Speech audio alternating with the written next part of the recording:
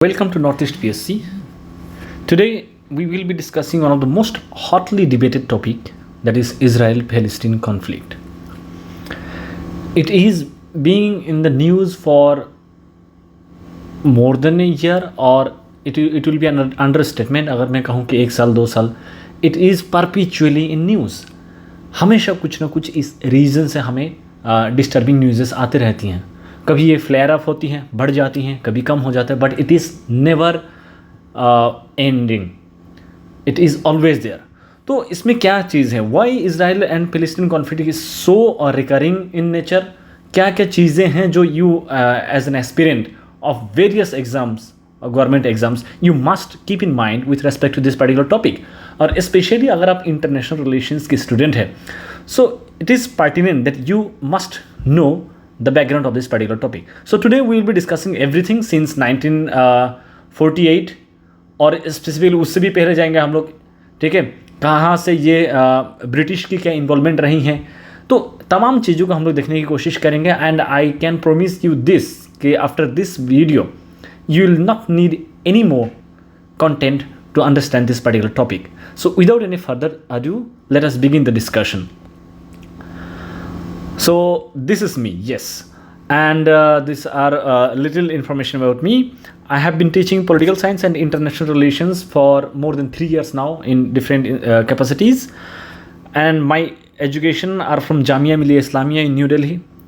I have been providing mentoring to students who are preparing for PGT, TGT. Many people have qualified the exam. Now, if you need anything more to know about me, you can connect with me on X, that is Twitter or LinkedIn. Okay, let us begin the discussion. Okay, so Israel और Palestine की जब भी बात आती है, इसको बोला जाता है कि वर्ल्ड की सबसे इंट्रैक्टेबल कॉन्फ्लिक्ट, सबसे बड़ी, सबसे टेंशन वाला माहौल में रहने वाले एक कॉन्फ्लिक्ट है. मतलब इट इज़ परपिचुअली देयर. ठीक है, और ये कहाँ से शुरू होती है? It is the fight over territory, land, ज़मीन की लड़ाई है. ठीक है, there is a disagreement between the land and the understanding of territory of the people of Palestine and Israel. तो दोनों लोग कहते हैं कि ये हमारे क्या है, बार्थराइट है. ये हमारे बार्थराइट है to claim this land as our homeland.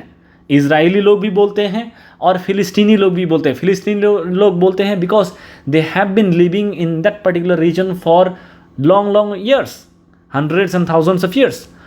फिर इज़राइली लोग ये बोलते हैं कि जो द जुडाइज़म जो रिलीजन है, it got birth in this particular region, तो naturally it should be our homeland. This is the main fundamental challenge, main fundamental point of conflict between this two community.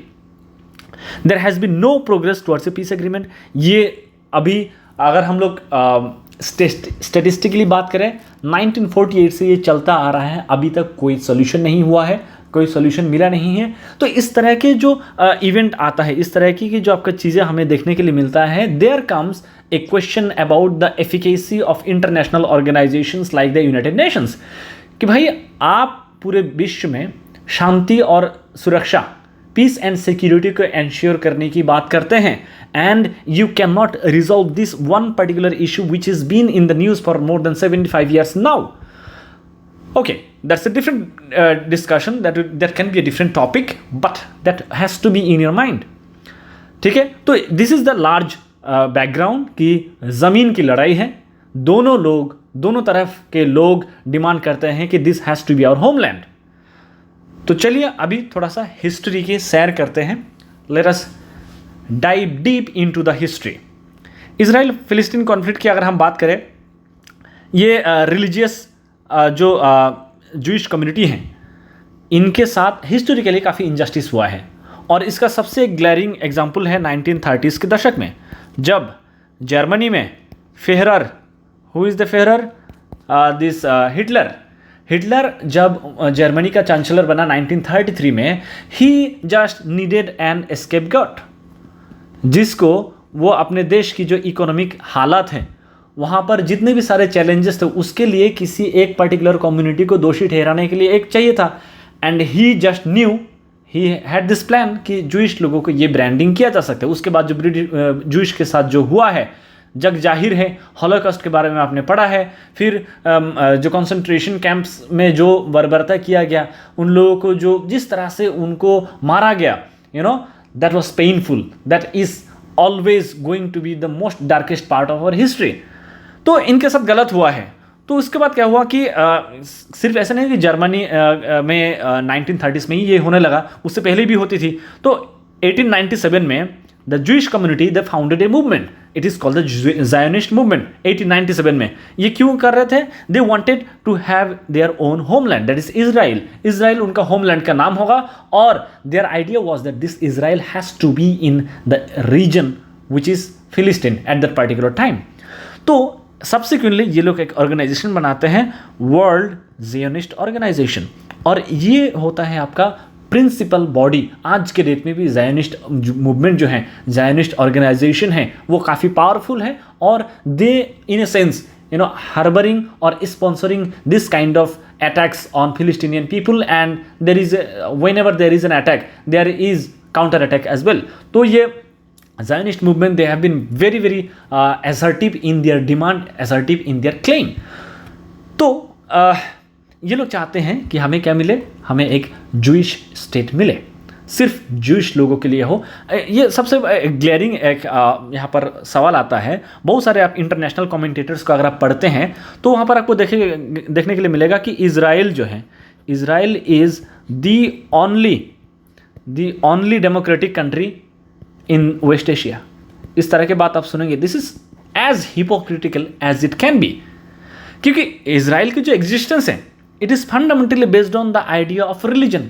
ये दुनिया भर में एकमात्र ऐसा देश है जिसको सिर्फ वन रिलीजन के लिए बनाया गया है। वो how do you define this country in the definition of democracy? So that can be another debate. लेकिन as an student, you must have these questions in your mind to understand this topic in greater detail with utmost clarity. तो 1917 में अगर हम जाएं, ये एक map है, 3 different maps।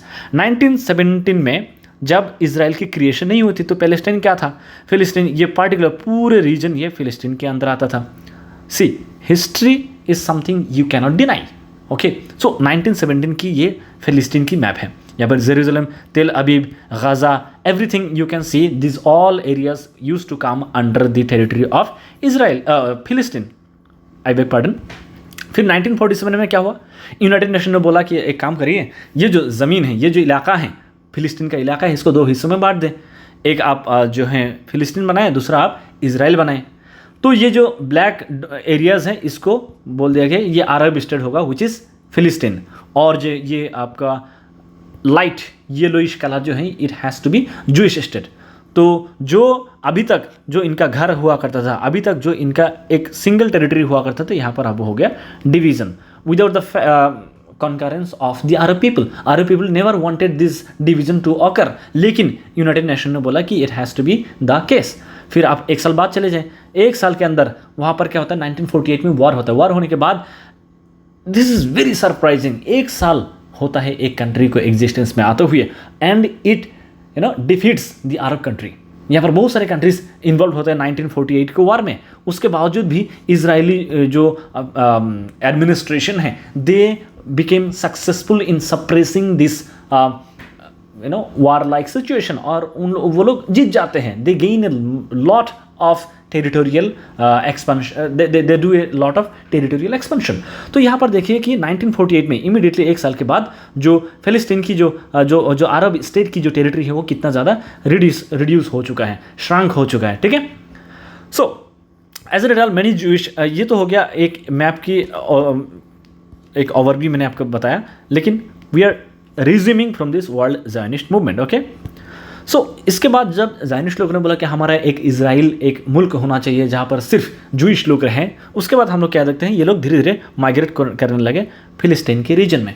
The present day जो फिलिस्तीन की रीजन है, वहाँ पर ये लोग धीरे धीरे माइग्रेट होने लगे और वहाँ के ज़मीन हड़पने लगे। They are trying to acquire and capture the land. ठीक है, जैसे जैसे लोग आ रहे थे, वो अपना एरिया ऑफ इन्फ्लुएंस ढूंढ रहे थे, वहाँ पर जैसे ही रह रहे थे, वो धीरे धीरे और भी लोग वहाँ पर जुड़ता जा रहा था। उसके बाद क्या हो रहा था कि 1916 में एक एग्रीमेंट हुआ था, 1916 में साइक्स-पाइकॉट डील। इस एग्रीमेंट के तहत हम लोग क्या देखते हैं, जो फ़लस्तीन की जो इलाका है ये किसके अंडर में आता है, ये ब्रिटिश रूल के अंदर आता है, ठीक है, ब्रिटिश रूल के अंदर आता है। Now the decisions in the Palestinian region was being taken by the British administration, ठीक है। और ये क्यों हो रहा था, क्योंकि by this time the Ottoman empire become very weak. Ottoman empire की जो इन्फ्लुएंस था इस पर्टिकुलर वेस्ट एशियन रीजन में वो बहुत वीक हो गया था। ओटोमन एम्पायर जो टर्किश एम्पायर था इट वाज स्प्लिट अप, ठीक है। उसके बाद हम लोग अगले साल जाते हैं 1917 में जाते हैं। तो 1917 में James Balfour he was the British foreign secretary, जैसे हम लोग इंडिया में मिनिस्ट्री ऑफ एक्सटर्नल अफेयर्स हैं, फॉरेन मिनिस्टर हम लोग कहते हैं, उसी तरह ब्रिटिश फॉरेन सेक्रेटरी होता है, तो वो था जेम्स बल्फर। तो इन्होंने बोला कि there has to be a separate nation which is called the Jewish nation and it has to be created from the present day. उस टाइम की बात करें, उस टाइम की जो फिलिस्तीन का रीजन था वहाँ से कार्व आउट करके एक नया मुल्क बनाना है जो जूइश स्टेट होगा। ये बल्फर डिक्लेरेशन, यहीं से शुरुआत होती है। सारा जो भी आज का कॉन्फ्लिक्ट होता है its genesis goes back to this particular declaration called the Balfour declaration. जो ब्रिटिश लोग हैं इन लोगों ने तो ये डिसीजन ले लिया, ठीक है। एंड द फेट जो उसके बाद जो हो रहा है ये it is apparent to all of us. आप देख सकते हैं कि किस तरह के माहौल हो रहा है, कितने बेगुनाह लोगों की जान जा रही है। Not only फिलिस्तीनियन people, also the Israeli people. You know any kind of war, किसी भी तरीके के वार होता है तो उसमें ना जो कैजुअलिटी होती हैं, जो विक्टिम होता है, the first victim are always women, ठीक है, and second victim are the children. और ये आप किसी भी तरीके के जस्टिफाई नहीं कर सकते हैं कि चाहे किसी भी तरफ के लोगों का विक्टिम हो रहा है, चाहे वो इजरायली साइड से आ रहा है, चाहे या फिलिस्तीनियन साइड से आ रहा है। The killing of one innocent human being is equal to killing the whole humanity. How can you justify the killing of even one soul?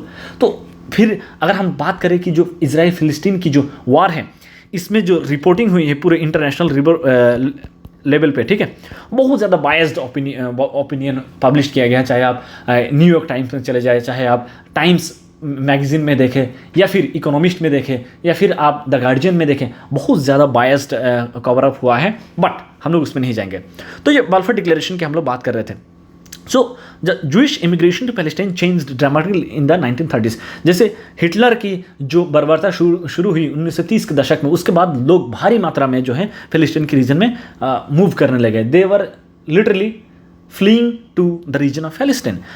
अरब लोग बोल रहे थे नहीं ये तो बहुत गलत बात है, ये क्या कर रहे हैं, gradually and slowly they are taking our own land from us. हमारी जो होमलैंड है ये हमसे छीनने की एक कोशिश हो रही है। ये ऐसा अगर हो जाएगा, there will be a threat, there is an imminent threat to the existence of the Arab people in this particular geography. फिर हम लोग क्या देखते हैं, British government remained as a mute spectator. जैसे मैंने बताया था कि मिस्टर बल्फर जेम्स बल्फर उन लोगों ने तो एक डिक्लेरेशन कर दिया कि ऐसा होना चाहिए। उसका जब यहाँ पर प्रॉब्लम शुरू हुआ, ब्रिटिश लोग विल बी लाइक भैया आपका प्रॉब्लम है, आप सॉल्व करें। So this is the problem with the big countries playing this games, you know, जहाँ पर छोटे छोटे कंट्रीज को ऐसे सिचुएशन में छोड़ देते हैं, they start fighting between each other. और जो बड़े कंट्रीज है they start doing good with supplying weapons, with supplying many kind of aids। और वो लोग क्या करते हैं, मतलब ग्लोबली दे डू गुड। आज के डेट में वेपन इंडस्ट्री की अगर आप बात करें, that's absolutely different discussion. Why I am bringing so many points to this particular topic, because you have to be absolutely clear about what you are going to understand from this topic. So as the British government remained as a mute spectator, violence reached its peak। फिर 1947 में हम लोग क्या देखते हैं, ये United nation के पास चला जाता है कि फ़लस्तीन की जो फ्यूचर है वो क्या होगा। यूनाइटेड नेशन ने बोला कि एक सोल्यूशन होना चाहिए जहाँ पर दो मुल्क होना चाहिए। There will be an Israel which is a Jewish state and Arab state which is be फ़लस्तीन। लेकिन जो फ़लस्तीनियन लोग हैं, जो अरब कंट्रीज हैं, they did not agree to this agreement कि भाई ये एक ऐसा बात हो गया, कल तक जो सिर्फ हमारा घर था, आज तक उसमें हम बंटवारा करें, it is not something acceptable to us. तो अरब लोगों ने बोला कि अगर ये इजराइल की एग्जिस्टेंस आ जाएगी तो धीरे धीरे हमारी जो एग्जिस्टेंस है वो ख़त्म कर देगा। उसके बाद हम लोग क्या देखते हैं, बहुत सारे countries, Egypt, Jordan, Iraq, Syria, ये सब साथ में आए और इन लोगों ने क्या कर दिया, इजराइल के ऊपर अटैक कर दिया 1948 में। It is the first Arab Israeli war. लेकिन ऐसे में क्या होता है, जब यूनाइटेड नेशन में वो जाता है कि डिसीजन लेना है कि एक अरब स्टेट होगा, एक जूइश स्टेट होगा, उस टाइम इंडिया जो है जूइश स्टेट के लिए सपोर्ट नहीं करते हैं। तो गांधी जी ने उस वक्त बोला था कि not supporting the cause of Israel is something like crime against humanity, क्योंकि इनके साथ बहुत गलत हुआ है during this Nazi Germany rule, तो आप कैसे नहीं एग्री कर सकते हैं। तो सब्सिक्वेंटली इंडिया जो है 1950 में इजराइल को एक आज़ाद मुल्क के तौर पर रिकॉग्नाइज करते हैं, और 1991 में जाके इंडिया और इजराइल के बीच में डिप्लोमेटिक संबंध शुरू होती हैं। हम लोगों ने रिकॉग्नाइज तो कर दिया था, लेकिन डिप्लोमेटिक संबंध नहीं थे। Having said that, Israel was established at the end of the conflict. अब जैसे ये 1948 में पहला वॉर जब हुआ, इजराइल जीत गया। This is again surprising. भाई आप एक साल के अंदर how can you be so powerful कि you are defeating an alliance of 5 countries, 4 countries? तो खैर that's a mystery, because they were getting support from large powers like the United States of America. Additionally, it allowed Israel to expand its territory to a greater extent and signaled the start of its expansionist agenda. जैसे ही Israel की स्थापना हुई, establishment हुई, उसके बाद हम लोग क्या देखते हैं, we were absolutely clear that Israel is not going to stop at this particular juncture. It will only expand its area of influence. फिर हम लोग क्या देखते हैं, बहुत सारे जैसे वार के बाद जब इजराइल जीत गया तो फिलिस्तीनियन लोग उस इलाके से भागने लगे. They were feeling very threatened because उनको लगता था कि ये हमारा घर वर इवेंचुअली हमसे छीन लिया जाएगा. तो ये धीरे धीरे इजराइल से बाहर आने लगे. It was the beginning of the फिलिस्तीनियन refugee crisis. और इसी की वजह से हम लोग क्या देखते हैं, 1964 में फिलिस्तीनियन लिबरेशन ऑर्गेनाइजेशन नाम के एक आउटफिट क्रिएट किया जाता है. उसको बहुत सारे लोग बोलते हैं कि ये टेररिस्ट ऑर्गेनाइजेशन है, बहुत सारे लोग बोलते हैं ये एक मिलिटेंट ऑर्गेनाइजेशन है, बहुत सारे लोग बोलते हैं कि it is a resistance force. और इसी PLO के एक लीडर थे यासिर अराफात, जिनको नोबेल पीस प्राइज़ भी दिया गया था. सो नोबेल पीस प्राइज़ भी दिया गया था. अब the question is, our father of the nation Mahatma Gandhi did not receive any Nobel peace prize despite the fact that he was nominated a couple of time. लेकिन आप फिलिस्तीनियन लिबरेशन ऑर्गेनाइजेशन के एक prominent leader को आप नोबेल पीस प्राइज़ देते हैं, फिर आप बोलते हैं वो जिस आउटफिट से जुड़ा हुआ है आप उसको टेररिस्ट ऑर्गेनाइजेशन बोलते हैं. सो this is very this is the interesting part about international politics. कब किसको टेररिस्ट घोषित कर दे, कब किसको रेजिस्टेंस फोर्स बोल दे, you never know. But for the sake of our understanding, for the sake of our today's topic, we need to know that PLO was established in 1964 and many countries has declared it as a terrorist organization. फिर हम लोग क्या देखते हैं 1967 में. अच्छा, in the mean time 1956 में क्या हो रहा था, 1956 में स्विस क्राइसिस हुआ था. ठीक है, स्विस क्राइसिस हुआ था, जहाँ पर स्विस क्राइसिस के वक्त जो आपका स्विस कैनाल जो है, जो इजिप्ट के अंडर में आता है, उस टाइम की जो इजिप्शियन लीडर था गमाल अब्दुल नासिर, उन्होंने सोचा कि ये जो हमारा स्विस कैनल है इसको हमें क्या करना चाहिए, नेशनलाइज करना चाहिए. He wanted to nationalise the Swiss canal. लेकिन स्विस कैनल से सबसे ज़्यादा फ़ायदा UK एंड फ्रेंच को हो रहा था. सो इन लोगों ने बोला कि no, we are not going to accept this nationalisation programme of Gamal Abdul Nasser. तो Israel, UK, France, they cumulatively launch an attack on Egypt. फिर हम लोग क्या देखते हैं, थोड़ा आगे बढ़ते हैं, 1967 में आते हैं the 6-day war. यहाँ पर क्या होता है, in 1967 Israel launched a preemptive strike against Egypt, Syria and Jordan. इसको बोला जाता है the 6-day war. और इसमें इतना डिसाइसिवली इन लोगों ने अटैक किया, दे वर वेरी सक्सेसफुल. उनको बहुत ज़्यादा फ़ायदा हुआ. क्या हुआ, गोलान हाइट्स सीरिया के एक बहुत ही प्रोमिनेंट जोग्राफिकल लोकेशन है, स्ट्रेटेजिकली इंपॉर्टेंट है Golan Heights. It was captured by Israel. Waste Bank and east Jerusalem ले लिया गया था, किससे, जॉर्डन से. फिर इजिप्ट से लिया गया Sinai peninsula and the Gaza strip. ये तमाम इलाके को कैप्चर कर ले इजराइल ने आफ्टर द 6-day war. ये 6 दिन के लिए लड़ा गया था. And the amount of victory and the amount of gain from this particular war is something very astonishing in the history of war. अगर हम बात करें, इन 1961 war is is particularly important for today's conflict as it left Israel in control of the West Bank and Gaza Strip. तो तभी से लेके West Bank और Gaza strip का जो कंट्रोल है वो इसराइल के पास रहा है, और वेस्ट बैंक और गाज़ा स्ट्रिप के इलाके में जो अरब लोग जो रह रहे थे, फिलिस्तीनियन लोग जो रह रहे थे, they have always tried to assert their independence but they were never able to do so. और वही एक पर्टिकुलर टाइम है 1967 की जो वार है, वहाँ से शुरू होता है सारे जो जंग, जो सारी जो लड़ाई हैं, जो सारी जो प्रॉब्लम जो आज के डेट में हमें देखने के लिए मिलते हैं, it is the gift of 1967 six day war. Gaza and West Bank are together known as occupied territories because it is under the occupation of Israel. It is something like colonization. तो अब इतना आपको जानना है। I would not put so much of my personal opinion for the sake of your clear understanding of this topic. Okay, तो यहाँ पर आप देख सकते हैं इसराइल प्री वॉर 1967 बाउंड्रीज, 1967 से पहले की बाउंड्रीज का अगर देखें कहाँ पर था, ठीक है, ये सब आप देख सकते हैं, ये पूरा इलाका इसराइल आता था, ठीक है। 2012 में इजरायली कंट्रोल इलाके की अगर हम बात करें, यहाँ पर देख सकते हैं वाइड एरिया जो ये 2012 की बात है। फिर 2012 में फिलिस्तीनियन कंट्रोल की इलाका सिर्फ इतना था, ठीक है। तो gradually and slowly Israel has become so powerful militarily, technologically, ठीक है। पूरे दुनिया भर में इजरायली जो है आपका टेक्नोलॉजिकल जो गैजेट्स हैं, ठीक है, वो पूरे दुनिया भर में सप्लाई होते हैं। बहुत सारे स्पाई टूल्स इजराइल सप्लाई करते हैं दुनिया भर में, ठीक है। जैसे अभी आपने पेगासस का नाम सुना होगा। पेगासस जो है इजरायली एक स्पाईवेयर है, ठीक है, sophisticated, very sophisticated spyware which can even infect your iPhones. तो इजराइल ने एजुकेशन के क्षेत्र में इतना ज़्यादा इन्वेस्टमेंट किया है कि they have literally mastered the art of education and they have literally redefined how to be achieve excellence in a very short period of time. सिर्फ 75 साल ही हुआ है। Now it is one of the most powerful country in the world.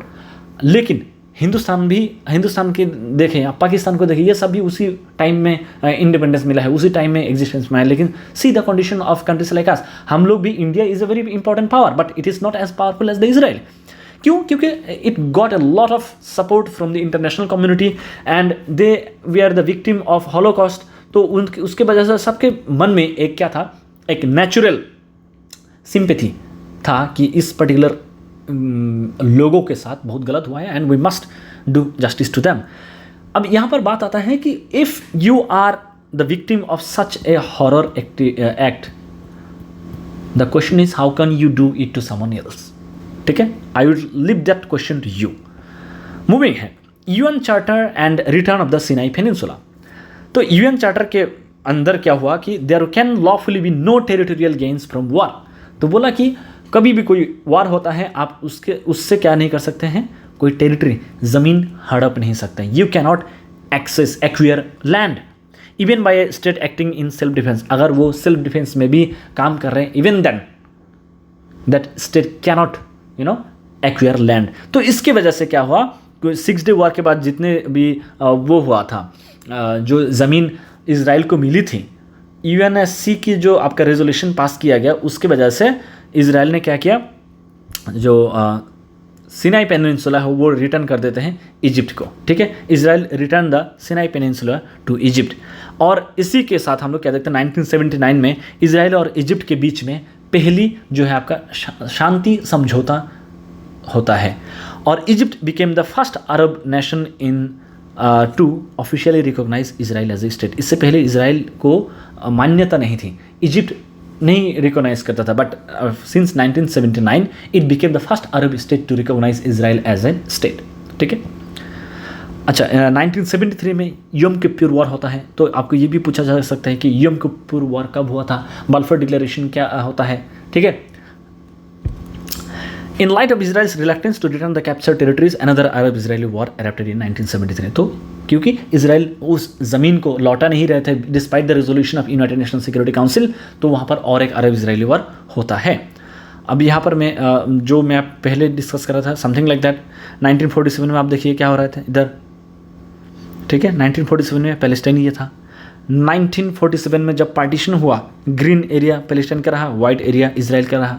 1949 से 67 आते आते Israel की जो इलाका है इतना ज़्यादा बढ़ जाता है और फ़िलिस्तीन के जो इलाका है वो श्रंक होता जाता है और प्रेजेंटली इतना इलाका है, अगर आप 2023 की बात करें इससे भी कम कर दिया गया है। और ये जो इलाका है इट इज़ गाज़ा स्ट्रिप, और इसको आज के डेट में it is called as the largest open prison in the world. Gaza के जो लोग हैं ना उनको गाज़ा से बाहर आने की अनुमति है, ना इज़राइल के लोगों को गाज़ा के अंदर जाने की अनुमति है। So in this situation any country, anywhere in the world, any community of people, they will try to assert their, anguish to gain independence.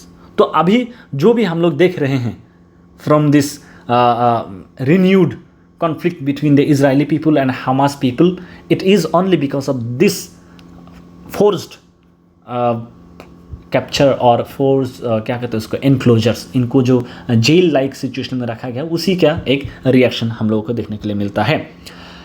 अब यहाँ पर दो ग्रुप था, बहुत ही प्रोमिनेंट ग्रुप था, हमास एंड फतह।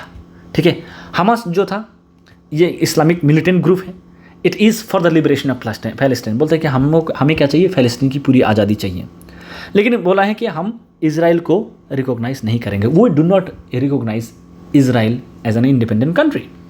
It has received support from Iran and Syria. Iran और Syria हमेशा जो है आपका हमास को सपोर्ट करते हैं। अभी जो 2023 में जो हो रहा है, हमास ने जब जैसे ही अटैक लॉन्च किया उसमें ईरान ने बोला कि we wholeheartedly support the effort of Hamas. दूसरी तरफ था Fatah, a faction of PLO under Yasser Arafat. It received support from western nations. ठीक है, तो यहाँ पर आप देख सकते हैं ये जो वेस्ट बैंक का जो एरिया था ये फतह कंट्रोल था, और जब का गाज़ा स्ट्रिप का जो एरिया था ये हमास के अंडर में आता था। ठीक है, और दोनों के बीच में हो रहा है आपका इज़राइल। तो अगर फ़िलिस्तीन की बात करें, ये it is largely separated geographically. ठीक है, तो ऐसे में आपको क्या सवाल हो सकता है। पहली बात तो ये हो सकता है इज़राइल की जो आपका जितने भी आपका वो है नेबरिंग कंट्री से, ये आपको जानना पड़ेगा, बाय हार्ट होना चाहिए। ठीक है, जॉर्डन है, सीरिया है, इस तरफ आपका इजिप्ट है। ठीक है, फिर आपका जो है लेबानन है। तो इस तरह के कि आपको जानना पड़ेगा, सऊदी अरेबिया के कि कहाँ पर एग्जिस्टेंस है। ये तमाम जो आपका नेबरिंग कंट्री से ये जानना पड़ेगा कि इस तरह के सवाल आपको UPSC में भी आती हैं, अलग अलग कॉम्पिटिटिव एग्जाम्स में भी आती हैं। अब आएंगे इंतिफादा को बोलते हैं अपराइजिंग। तो क्योंकि इज़राइल जो है ऑक्यूपाई कर लिया था इस पर्टिकुलर इलाके को, तो वहाँ के लोग they wanted to assert their independence at any cost. कोई भी country, even India during this 20th century, हम लोग जब 20th सेंचुरी की हम लोग फ्रीडम स्ट्रगल पढ़ते हैं, वहाँ पर हम लोग largely we study the protest and the various means of various struggle through which they wanted to gain independence from British control, and it is absolutely justified. कोई भी country should never accept colonialism, and it is the right of each and every nation to be self-governed. तो ठीक उसी तरीके से हम लोग क्या देखते हैं कि जब इज़राइल इस पर्टिकुलर रीजन को ऑक्यूपाई कर रहे थे, इस पर्टिकुलर रीजन की जो इन्फ्लुएंस वो धीरे धीरे बढ़ा रहे थे, इन द मीन टाइम हम लोग क्या देखते हैं कि the people of this particular region, West Bank and Gaza, they wanted to revolt, they wanted to fight, they wanted to riot against the Israeli government. So the tension between Israel and Palestine escalated with Israel's increased settlement in the West Bank and Gaza. Palestinians living in this particular region, West Bank and Gaza, ये लोग 1987 में Riot कर दिया. दे revolted against the government, जिसका हम लोग बोलते हैं इंतिफादा. उसके बाद हम लोग कहते हैं 1993 में ओस्लो पीस एकॉर्ड साइन किया जाता है. इस पे यूएस और रशिया बोलते हैं कि हम लोग सहाय करेंगे कि आप क्या करें, शांति यहाँ पर कायम करें किसी भी तरीके से. Israel and PLO sign the Oslo peace accord. PLO कौन है? जो यासिर अराफत के साथ जुड़ा हुआ जो बॉडी था, पैलेस्टीनियन लिबरेशन ऑर्गेनाइजेशन. ठीक है, तो ये PLO जो है और इजराइल ये साइन करते हैं पीस एकॉर्ड 1993 में, और ये मानते हैं कि हमें 2 स्टेट सोल्यूशन जो है वो एक्सेप्ट करना चाहिए. तो Palestine and Israel sign the declaration of principles in which both nations seek recognition as autonomous governing bodies. बोलते हैं कि हमें दोनों कंट्रीज़ को पूरा हक है अपने पर्टिकुलर एरियाज़ को क्या इंडिपेंडेंटली गवर्न करने की. ठीक है, सो दिस इज़ वेरी इंपॉर्टेंट. जो 1993 में जो पीस एकॉर्ड साइन किया गया था ओस्लो में, it had 4 parties, US, Russia, Israel and फिलिस्तीन. Okay, PLO recognise Israel. अब जैसे PLO अगर पीस प्रोसेस में अगर शामिल हो रहा है, इसका मतलब it is also recognising that Israel is a state. Israel agreed to give independence to the occupied territories. जिस टेरिटरीज को ये लोग ज़बरदस्ती वो कर रखे थे, ऑक्यूपाई कर रहे थे, कॉन्कर करके रखे थे, उसको इंडिपेंडेंट घोषित करने की कोशिश किया था, लेकिन ये कभी भी वास्तव में हुआ नहीं। इट नेवर मेटेरियलाइज्ड, ये कभी हकीकत में आया ही नहीं, ठीक है। It was just a promise, ठीक है। कैंप डेविड समिट होता है फिर 2000 में, कैंप डेविड US में है। It aim to help the two sides finally agree on a settlement but the talks eventually failed. यहाँ पर कोशिश कर रहे थे कि दोनों तरफ का हम लोग क्या करें, एक एक्सेप्टेबल एग्रीमेंट तक पहुँचाएं, लेकिन ये भी बात आगे नहीं बढ़ी। उसके बाद हम लोग देखते हैं सेकेंड इंतिफादा। दूसरी बार हम लोग क्या देखते हैं कि अपराइजिंग होती हैं from the Arab side. Second intifada लगभग 5 साल चलता है। More violent Palestinian uprising started and a large number of civilians died on both sides. तो मैंने आपको पहले भी बताया कि कोई भी वॉर क्या करता है, it kills civilians, it kills women, it kills children more than military. तो ये होने लगा। This is known as the second intifada. As a defensive measure Israel constructed West Bank barrier along West Bank to separate Israel and Palestine. तो इन्होंने बोला कि अब हो गया, ये लोग बहुत ज़्यादा रिवोल्ट कर रहे हैं, तो हम क्या करते हैं, ना रहेगा प्रॉब्लम ही हम लोग क्या करते हैं, एकदम सॉल्व कर देते हैं। कैसे कि इसराइल ने क्या किया, वेस्ट बैंक के चारों तरफ से एकदम दीवार टाइप बना दिया। तो अभी जब 2023 में जो अभी हो रहा है, उसका आपने कोई वीडियो अगर देखा होगा, आपने देखा होगा कि जो बैरियर्स है, बैरियर्स को लोग तोड़ने की कोशिश कर रहे हैं। It is literally there is a barrier, चारों तरफ से उसको घिराव करके रखा है so that people do not leave that particular territory. So this is very in a ghastly inhuman act. लेकिन इंटरनेशनल रिलेशंस में there is no country will be supporting you और going against you until and unless there is a self interest involved। तो international relations में हर एक country की national interest मायने रखता है। तो कोई कंट्री अगर इसके ऊपर बोल रहा है, it also serve their purpose. अगर कोई नहीं बोल रहा है तो it also serves their purpose. Gaza expulsion plan. This is a unilateral disarmament plan by Israel by which Israel's defense forces leave the Gaza Strip and 4 settlements in the northern West Bank 2005। तो 2005 में ये plan लाता है, Israel खुद लाता है कि हम क्या करेंगे, ये जो गाजा स्ट्रिप के आसपास के जो हमारे डिफेंस फोर्सेस जो तैनात हैं उसको हम लोग वापस बुलाएंगे, ठीक है। तो वो नहीं हो पाया। वो अल्टीमेटली हम लोग क्या देखते हैं, आज के डेट में भी हम लोग क्या देखते हैं कि जो फिलिस्तीनियन के जो रीजन है वहाँ पर जो मिलिटराइजेशन है बहुत भारी मात्रा में है, ठीक है। हमास और फतह जो हम लोग अभी पहले देख रहे थे, हमास कुछ और बात कर रहे थे। हमास चाहते हैं कि हम लोग क्या करें, एक इंडिपेंडेंट फिलिस्तीनियन स्टेट हो, लेकिन फतह जो है यासिर अराफत के साइड का था। It signed a peace agreement with Israel. So इन दोनों के बीच में अब झगड़ा होगा कि यार नो, बात नहीं बनेगा। So both we are claiming this authority to rule the Palestinian region। तो यहाँ पर हम लोग क्या देखते हैं, ऑस्लो एकॉर्ड के बाद a Palestinian authority was established in the occupied areas, ठीक है, with some degree of self-rule authority, but this resulted in power struggle between Hamas and Fatah। Hamas जो है ऑस्लो पीस एग्रीमेंट को पूरी तरह से खारिज कर दिया, बोल रहे कि ऐसे हम मानते ही नहीं, हमें पूरा स्टेट चाहिए। यहाँ पर 2 स्टेट की कोई कॉन्सेप्ट ही नहीं है। व्हाट इज़ इसराइल, तो उनके लिए यह था कि इसराइल एग्जिस्ट ही नहीं करते हैं, तो हम क्यों इसको बंटवारा करें, ठीक है। बोलते हैं हम जो है गाज़ा के हम गाज़ा के ऊपर लीगली लॉफुली हमारा कंट्रोल गाज़ा के ऊपर है और हमें ईरान से सपोर्ट है। तो हम we want that this region has to be one single unit, not 2 state. लेकिन फतह जो है ये क्या करते हैं, ऑस्लो पीस एग्रीमेंट जो इसको एक्सेप्ट भी करते हैं और पीस नेगोशिएशंस में शामिल हो जाते हैं and they start controlling the West Bank. लेकिन 2006 में जब इलेक्शन होता है, इलेक्शन के बाद हमास जीत जाते हैं बहुत भारी मात्रा में। हमास की जो पॉलिटिकल लीडर्स थे, दे gain a lot of support, electoral support, और इसकी वजह से इन दोनों ग्रुप के बीच में जो आपका पावर स्ट्रगल है और ज़्यादा एक्ससर्वेट हो जाता है। After years of deadly conflict, Palestinian rivals Fatah and Hamas agreed to reconcile in 2011. Currently, Gaza is controlled by Hamas and Palestine West Bank is controlled by Fatah. Operation Protective Edge की अगर हम बात करें, it was launched by Israel to punish Hamas for abducting and killing Israeli settlers. तो आपको ये भी जानना पड़ेगा कि ऑपरेशन प्रोटेक्टिव एज ये किस कंट्री के साथ जुड़ा हुआ है। You must know that this is associated with Israel, ठीक है। नाउ इसराइल फैलिस्टीन कॉन्फ्लिक्ट के बीच में यूएस का क्या रोल है? What is US doing in this particular region? What is the rational behind US's repeated involvement in this particular conflict? तो अभी तक जितने भी आपका पीस एग्रीमेंट साइन होने की बात हुआ है, जितने भी आपका टॉक्स किया जाने की बात किया जा रहा था, उन सब में प्राइमरी मीडिएटर के तौर पर काम किया है यूनाइटेड स्टेट्स ने। लेकिन Palestinians had long question its objective as a broker. बोला कि यार ठीक है, आप दोनों के बीच में शांति कायम करवाना चाहते हैं, but Palestinian people always question the rational behind USS involvement. उनको हमेशा से शक था कि यूएस का जो इंटेंशन है उसमें कुछ तो गड़बड़ी है, and eventually it is apparent. अभी जब ये 2023 में जब ये न्यू टेंशन जब शुरू हुआ, हम लोग क्या देखते हैं कि जो यूएस का जो प्रेसिडेंट है जो बाइडेन साहब, वो बोलते हैं कि इजराइल को जो भी चीज़ की ज़रूरत होगा हम तमाम चीज़ें प्रोवाइड करवाएंगे। तो इससे पता चलता है कि it is the US is not any mediator, it is siding with one particular side, तो you cannot play the role of a mediator।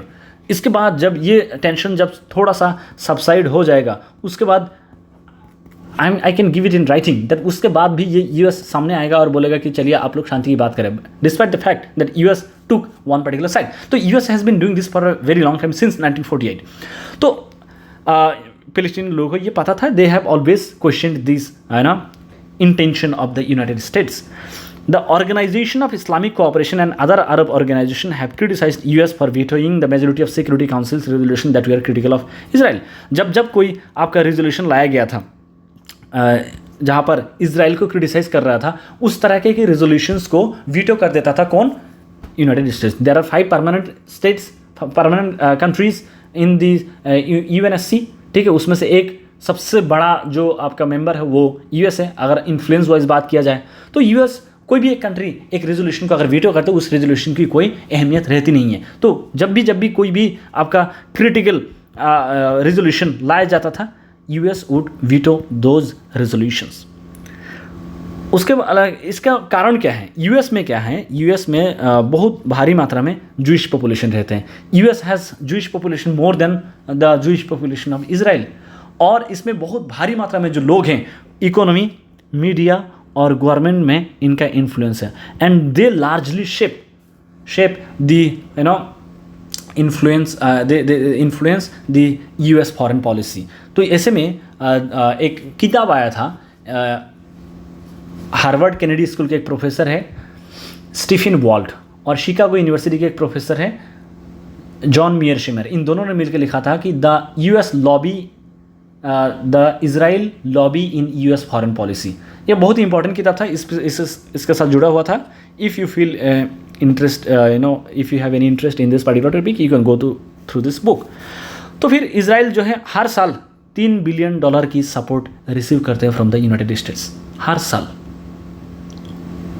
Can you been expect that a country like Israel will be defeated by Philistine? फिलिस्तीन को किसी से कोई मदद नहीं मिलता है। Even Saudi Arabia is hobnobbing with the US. तो फिलिस्तीन की जो कॉज है, they had no option but to revolt. और कोई भी कंट्री, जैसे मैंने बताया 1920 के दशक में, अगर हम जो 1920 से जब शुरू हुआ 1900 की पूरे जो 20वीं शताब्दी की बात करें, चाहे आप एशिया में बात करें, चाहे आप अफ्रीका में जाएं, जो भी आपका डीकोलोनाइजेशन की प्रोसेस था, it was always non violent except India में भी कई सारे केसेस में वायलेंट हो गया था। अगर आप देखें जो चौरी चौरा इंसिडेंट जो हुआ था, आपको याद होगा, तो नॉन वायलेंट तरीके से सिर्फ इंडिया में हुआ, लेकिन हर जगह वायलेंट हुआ है। बहुत सारे लोग बोलते हैं कि नॉन वायलेंस की जो रास्ता है वो पॉसिबल है, लेकिन it tests your patience, and patience is a very vague term to define this particular type of colonisation. तो इस कॉलोनाइजेशन से उनसे बाहर निकलने के लिए they had to revolt after some point of time. I am not saying it is justified और what, but it is what history tells us. History tells us that whenever there was occupation, जो occupant थे, they have revolted, ठीक है, they have revolted. It has always been the case. तो on the other hand the US has made no secret of its desire to block any statehood application by the Palestinian जब भी कोई statehood की demand करते थे US उसको रोक देता था। आज के डेट में पैलेस्टाइन, आप याद रखिए 1947 से पहले पैलेस्टाइन एक पूरा फुल फ्लेजेड कंट्री हुआ करता था। आज के डेट में नॉन मेंबर ऑब्जर्वर स्टेट के तौर पे एग्जिस्ट करती है यूनाइटेड नेशन में। ये एक मेंबर स्टेट भी नहीं है फिलिस्तीन। इतना उनकी जो सेल्फ आइडेंटिटी है उसको डिग्रेड कर दिया गया है historically since 1948 and US has played a very crucial role in diminishing the identity of the Palestine to the extent it is today. Okay? However, the US-Israeli relationship थोड़ा सा dent पड़ गया था। जो ओबामा का जो सेकेंड एडमिनिस्ट्रेशन था, Obama थोड़ा सा क्रिटिकल हो गया था इसराइल के तरफ। उन्होंने बोला कि जो ऑक्यूपाइड टेरिटरीज़ हैं इसराइल को जो जितना ऑक्यूपाई कर रहे हैं ये इलीगल हैं, और इसकी वजह से इसराइल और यूएस के बीच में थोड़ा सा रिश्ता ख़राब हो गया था। तो उसके अलावा हम लोग क्या देखते हैं, बहुत सारे केसेस में इसराइल को क्रिटिसाइज़ किया गया था। लेकिन जब ट्रम्प साहब आए, Trump was a good friend buddy of Benjamin Netanyahu.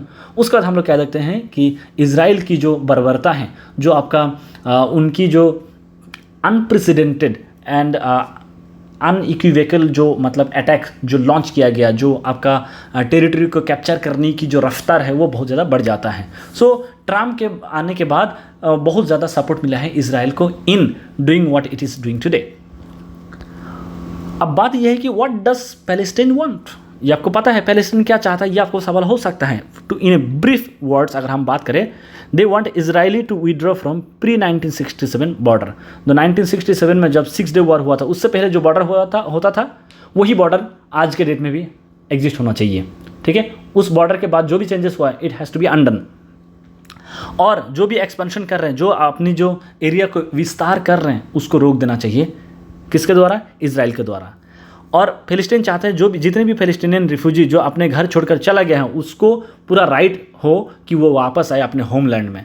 उसके अलावा क्या फिलिस्तीन चाहते हैं जो ईस्ट जेरूसलम है, ईस्ट जेरूसलम हमारा कैपिटल होना चाहिए। ये फिलिस्तीन के लोगों की डिमांड है। इसराइल क्या चाहता है? ये चाहते हैं कि जेरूसलम जो है इसराइल के अंडर में आए। ठीक है, और ये चाहते हैं कि इसराइल को एक जूइश स्टेट के तौर पे रिकॉग्नाइज किया जाए। उसके अलावा क्या है, Israel is the only country in the world created for a religious community. ठीक है, यहाँ पर और कोई रिलीजियस कम्युनिटी को राइट नहीं दिया जाएगा। They can go there, they can work there, they can never be the citizen of Israel.